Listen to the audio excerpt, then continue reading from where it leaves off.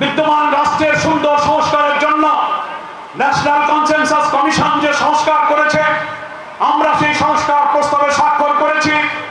আমরা বলেছি জাতীয় নির্বাচনের আগে এই সংস্কার প্রস্তাবগুলো গণভোটে দিতে হবে এবং সেটা জাতীয় নির্বাচনের আগে নভেম্বরেই গণভোট দিতে হবে।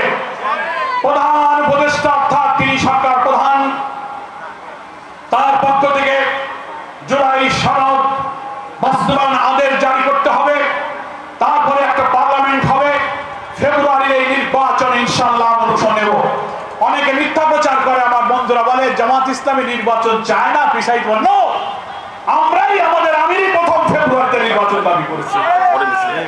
সেই কারণে আমরা ফেব্রুয়ারিতে নির্বাচন চাই, প্রোভাইডেড জুলাই সদন বাস্তবায়ন আদেশ জারি করুন, নভেম্বরে গণভোট দিন এবং আগামী সংসদে এটা আইনি ভিত্তি যখন পেয়ে যাবে, সব সংস্কার তখন কাজে লাগবে, তখনই আমাদের নতুন বাংলাদেশের স্বপ্ন পূরণ হবে।